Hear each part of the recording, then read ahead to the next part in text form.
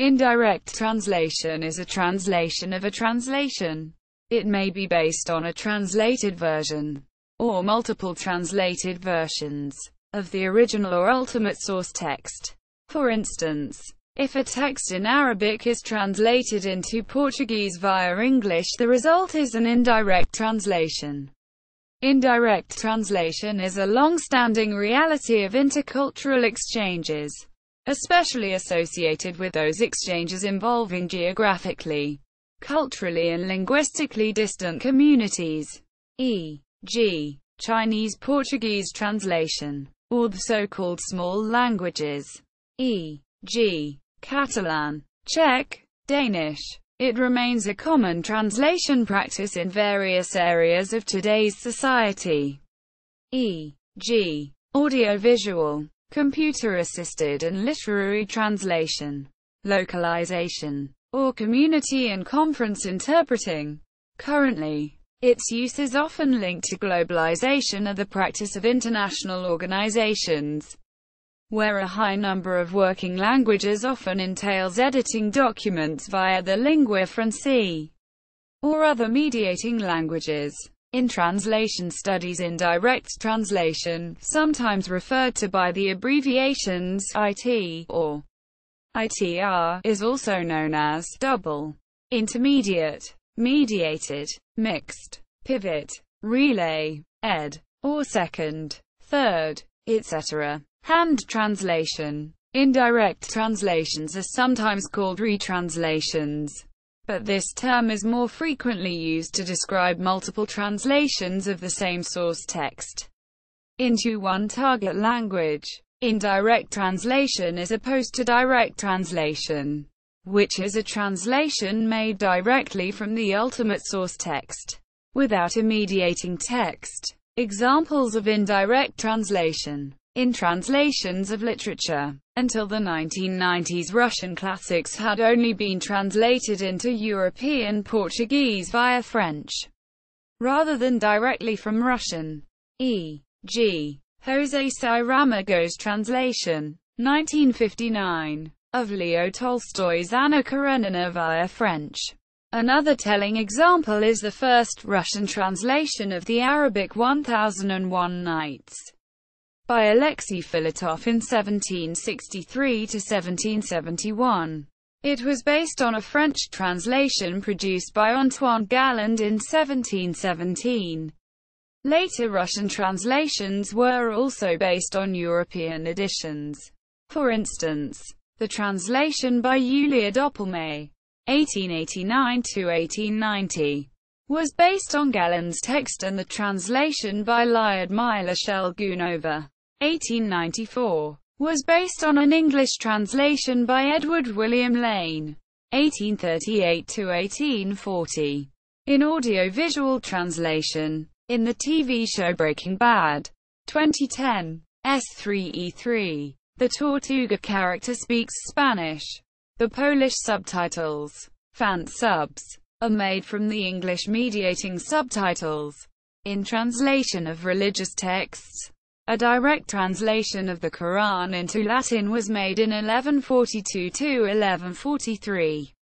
Many indirect translations into European vernaculars were based on that Latin version. The English Bible, c. 1385, overseen by John Wycliffe, used the Latin Vulgate as mediating text. The Vulgate derived from St. Jerome's Bible, c. 400, itself a Latin translation of mediating Greek sources. In interpreting, relay interpreting, when a conference delegate is speaking Danish and is to be interpreted into English and Czech where no Danish-Czech interpreter is available, the Czech output may be mediated via the English pivot.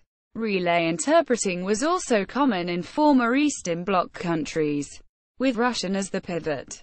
Mediating language attitudes towards indirect translation. Indirect translation is heavily loaded with negative connotations. It is often considered as a poor copy of a copy, as in the Xerox effect, where each successive passage through the photocopying process entails a loss of detail. Telling examples of this negative attitude towards indirect translation is the recommendation by UNESCO, 1976, suggesting that indirect translation should be used only where absolutely necessary, or the fact that it is often covered, i.e., not explicitly presented as such. However, research has shown that recourse to indirect translation can also lead to positive results. Had it not been for this practice, certain literary works from peripheral or distant cultures would not have been disseminated in most languages and thus consecrated as world literature classics. Or, at the very least, their consecration would have been delayed.